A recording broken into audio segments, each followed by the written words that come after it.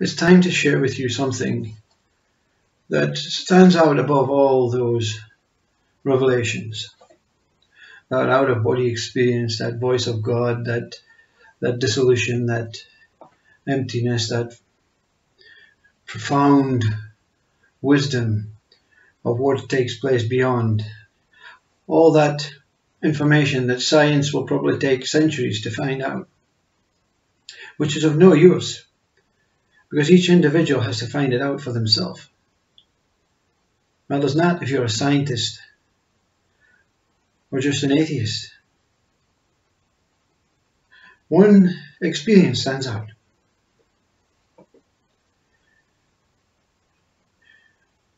This experience was simply the most profound experience from consciousness expressing itself as this experience. Consciousness expressed itself as every experience, every revelation, every out-of-body, every voice, every pointing. Consciousness comes really close to that Sadguru that it is. Because in this individual experience, it clarifies all of these wonderful experiences that were maybe more heightened, or maybe less heightened, lessened. But there was a moment when lying in bed, no mind present,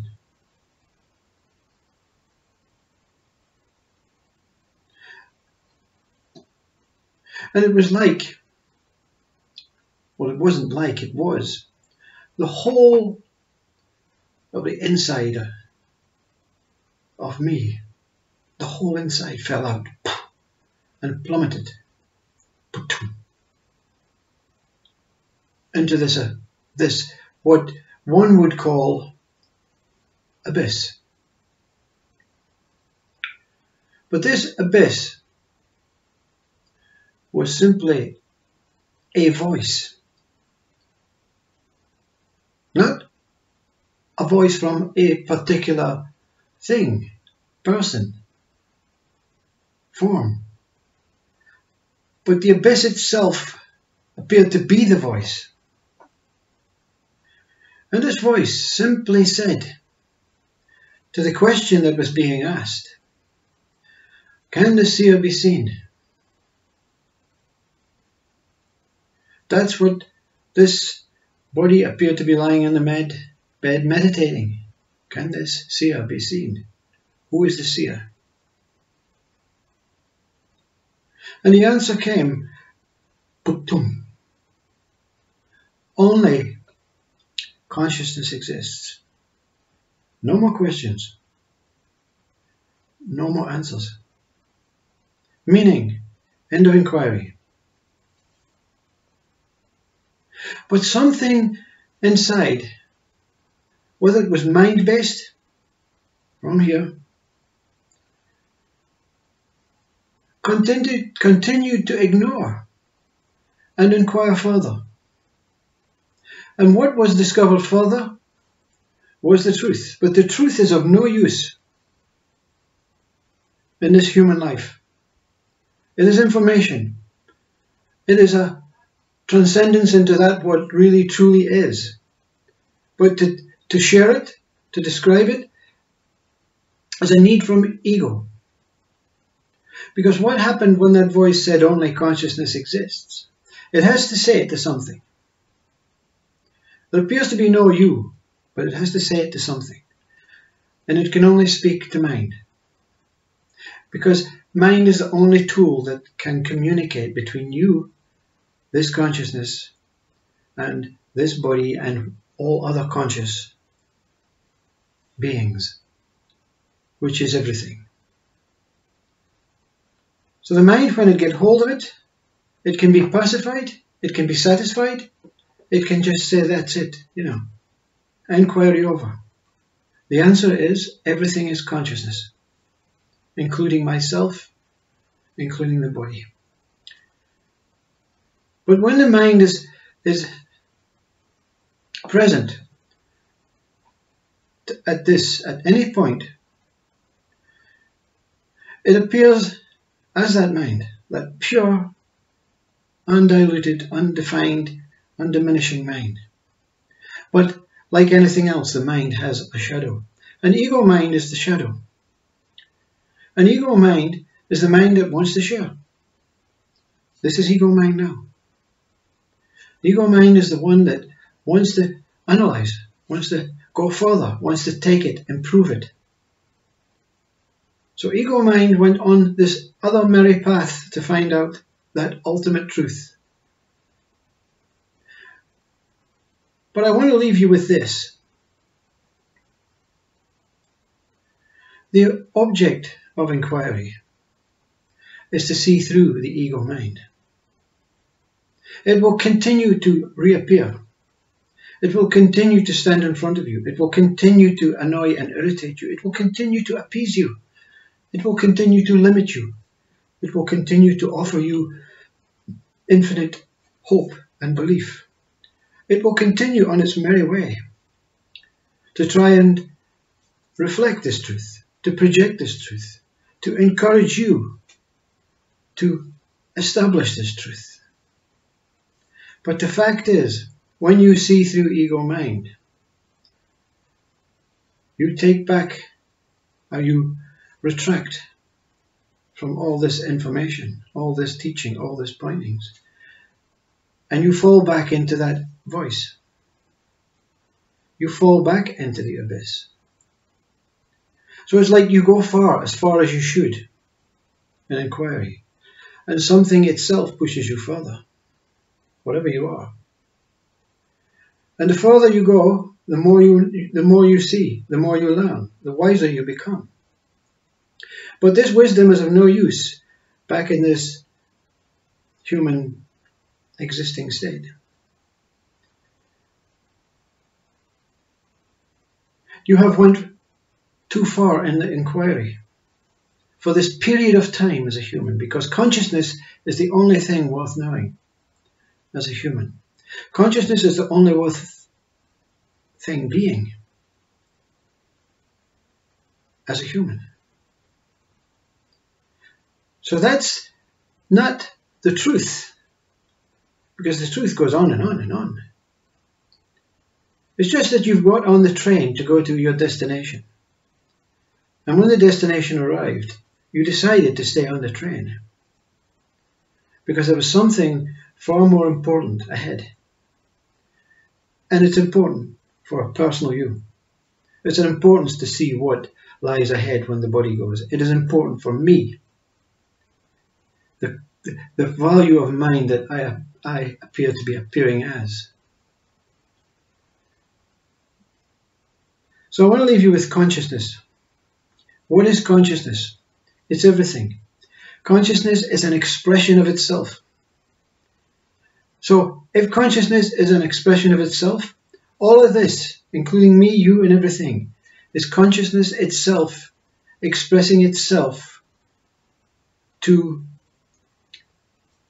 appear as itself, to reveal itself, to understand itself, to know itself, to love itself.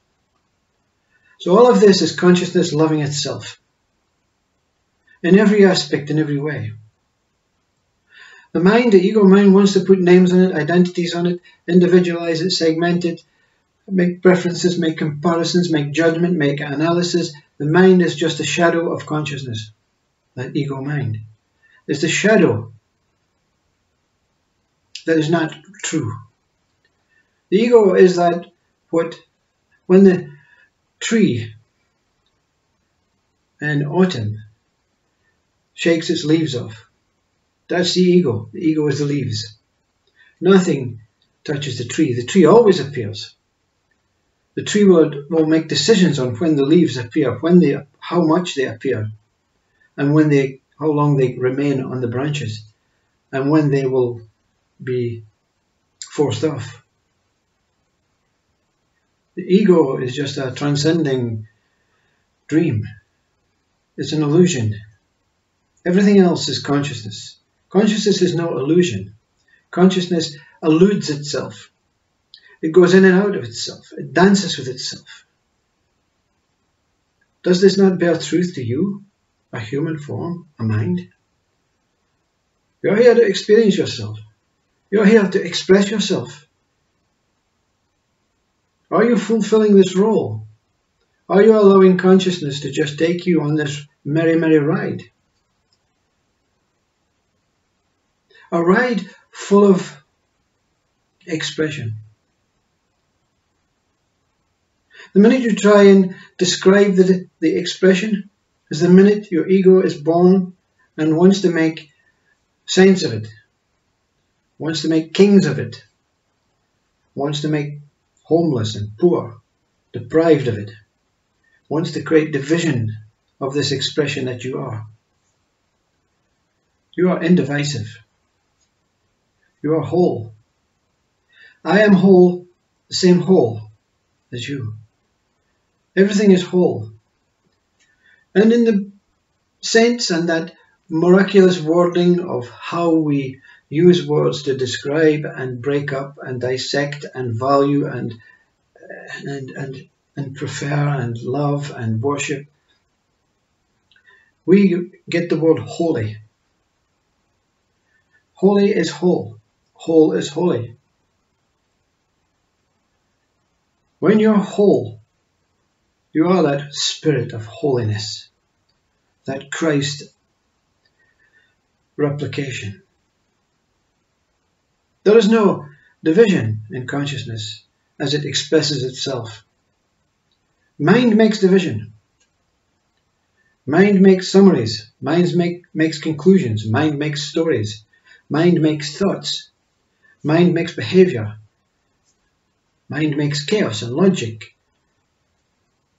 Mind makes names and identities. Mind makes up its own version of consciousness expressing itself as pure, undeniable, undefinable, indisputable, whole, everything equal, balanced, that love, that deep and profound love that can only be touched by this voice.